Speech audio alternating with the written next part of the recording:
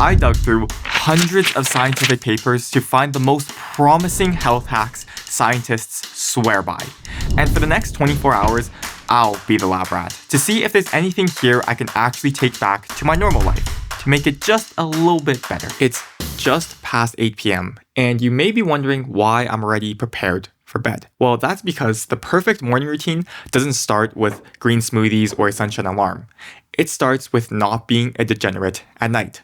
That means no doom scrolling, no late night nacho fest, and definitely no jackhammering for an hour just to regret it later. Tonight, I'll be just taking some magnesium, doing some simple stretches, and making my room so dark it feels like a coffin. Look at this.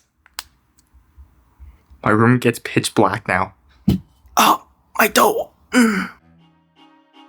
I just had the best sleep of my life, which means it's time for a morning routine. But unlike other optimal routines, I'm not going to be taking a cold shower or jumping into a cold plunge first thing in the morning because I'm pro warmth and I want to wake up feeling like a champion, not inferior to a baby carrot. But I'm also up at the ass crack of dawn. Why, you may ask? Well, because going to bed and getting up at consistent time is the #1 way to improve your sleep quality. It also means that I'm up at 4 a.m. on a Saturday. According to science, the next thing you should do is immediately brush your teeth after waking up, which is crazy because my dentist always told me to brush my teeth after eating breakfast, which is apparently wrong because it gives the bacteria in your mouth more fuel to feed on, which causes more cavities. Maybe it was just all a ploy to get more money out of me.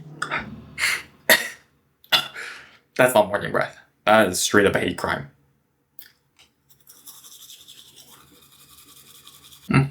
I'm just whispering now because it's still really early in the morning and everybody's still asleep.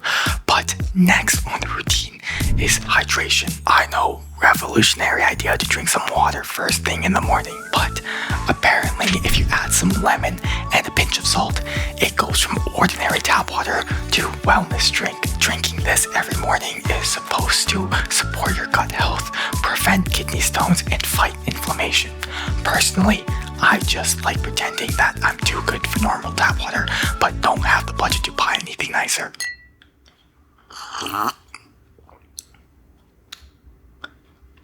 And while I was trying to force this wellness drink down my throat, I spent 5 to 10 minutes journaling.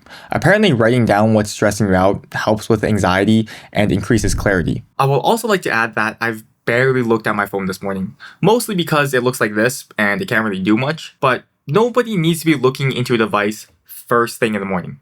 It's probably not healthy or good for you. So a mini digital detox is well appreciated. For breakfast, normally I'd just be shoving fistfuls of nut in my mouth, but today I'll be eating a balanced breakfast consisting of some rice because I'm contractually obligated as an Asian, 3 eggs, a bowl of Greek yogurt, and jalapeno. This mix should give me the optimal amount of energy for training later while also keeping me feeling full. So I think I'm gonna tackle this by starting with the rice and eggs before climaxing with the spice and then finally cooling off with the cream. This, coincidentally, is also my dating strategy. Sure, this is a balanced breakfast, but it leaves a lot to be desired. Why can't the things that I enjoy and the things that make me happy also coincidentally be a bowl of Frosted Flakes? But now that I'm done with the rice, it's time to eat this jalapeno. Capsaicin, which is the molecule that makes this spicy, is also linked to boosting your immune system. So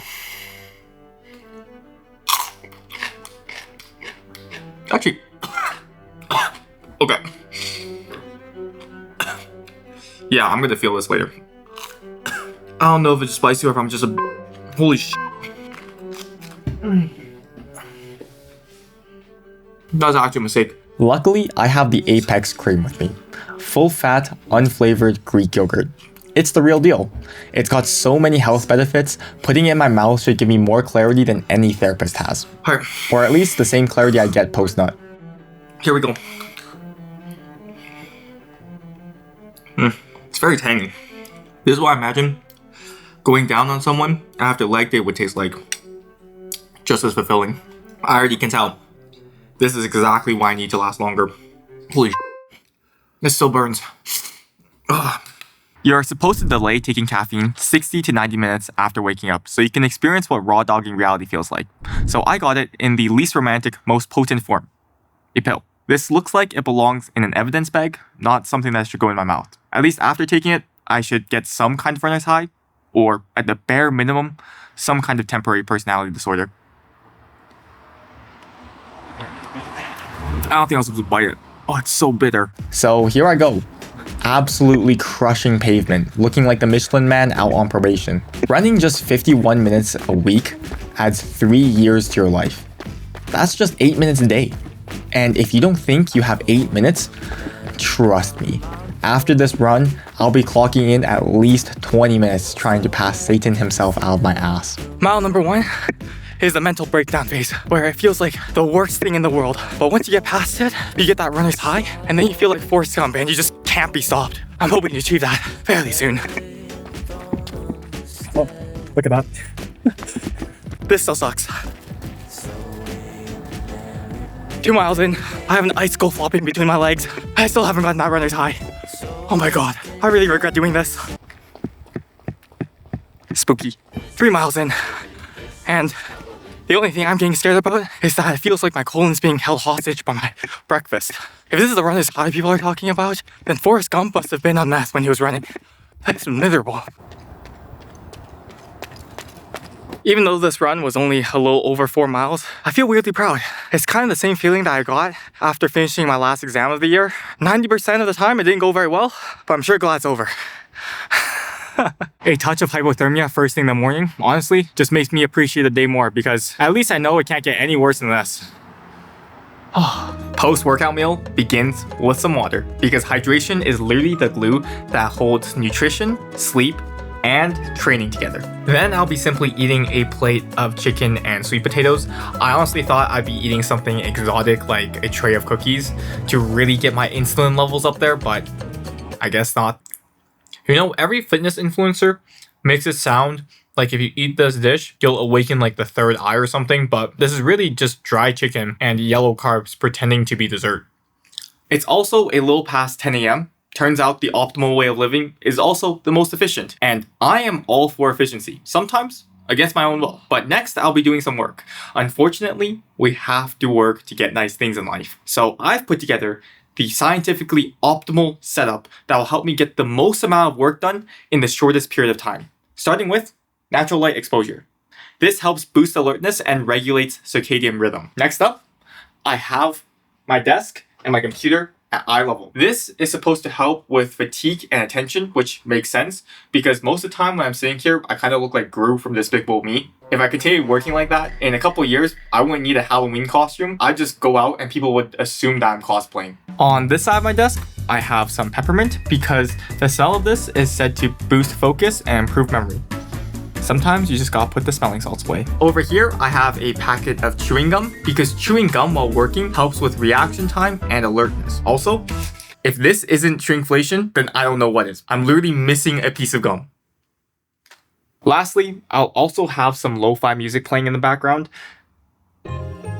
Basically, I've created my own low-budget biohacking lab so that I don't need to take Adderall or sniff some other illegal substances just to be productive. So with everything set, it's time to get some work done.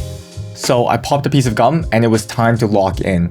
I will say that my neck and back did feel a lot better by having my monitor at the right height. Surprisingly, the smell of mint was doing something, or I was just being hustled by placebo. I'm not really sure. What I'm definitely sure of is the lo-fi music didn't do anything for me. If anything, it was more of a distraction because I kept bopping my head like I was at some sad, introvert-friendly nightclub. Eventually, I gave up and just turned it off. Time was flying by and I was getting a lot of stuff done. Taking a quick break, so I'm making a snack. I found that foods rich in choline and creatine helps with memory and mental fatigue.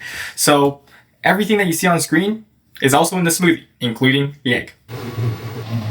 This is definitely the most amount of research I've ever put into any kind of smoothie. So I'm really hoping that it does something for me. I do love me a good smoothie. Wait, how does this work? Oh.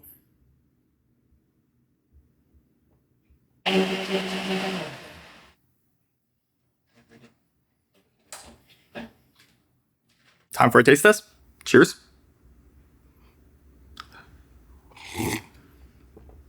Hopefully with this smoothie, I'll become procrastination's dominatrix. But its texture and consistency right now reminds me of some other fluid that doesn't usually come with a nutrition label. Stress is literally the biggest killer of health. And I would know because I'm broke. So according to science, there are many ways to help you manage your stress, but for me, it really only boils down to 2.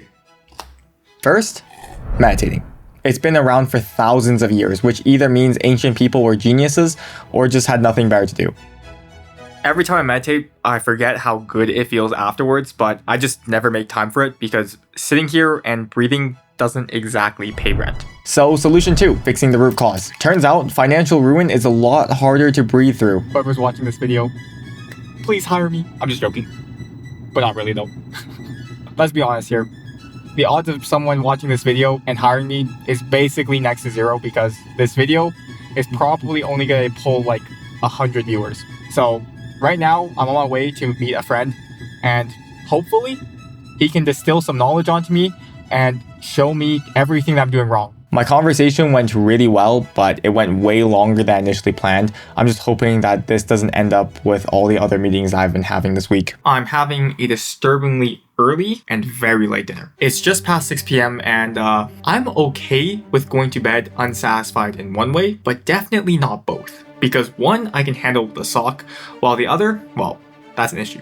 So I'm just worried that this meal is going to be too light as my last meal, because to me, a food coma is backed by science. The amount I eat is directly correlated with how fast I go down, just like my dating standards after 2 drinks. But according to science, having a lighter meal before bed will actually lower your heart rate, and the lower your heart rate when you sleep, the higher quality your sleep is, and the easier it is to fall asleep, which means there'll be no fancy dinners tonight, not that I have anybody else to go out with. So tonight's meal is very simple. I'm gonna be eating some salmon, which is a good source of omega-3s, a complex carb, which comes in the form of green beans, and some fruit. Hopefully this doesn't turn into a Taco Bell at 2 a.m. situation. I like my nights messy, but not in that way.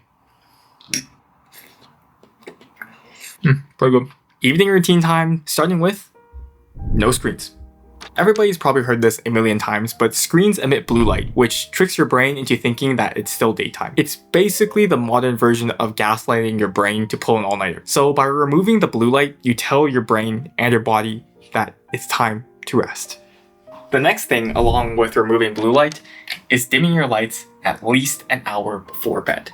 Luckily for me, I have this tungsten bulb that emits a gentle red glow, which tells my body that it's time to release melatonin and maybe set the mood for romance. After brushing my teeth, I did some light stretching to release tension, which is the closest thing to foreplay I've had in weeks. Then I climbed into bed, completely naked, wearing an eye mask and 3 socks. I look like a man who's auditioning for a very niche sensory deprivation kink. Laugh all you want, but tomorrow I'll be waking up the most well-rested man you'll have ever seen. As my head hit the pillow, I felt like I just aced life's final exam. Not because everything went perfectly, but because for once, I chose to do the harder option. Take care of yourself, and I'll see you in the morning.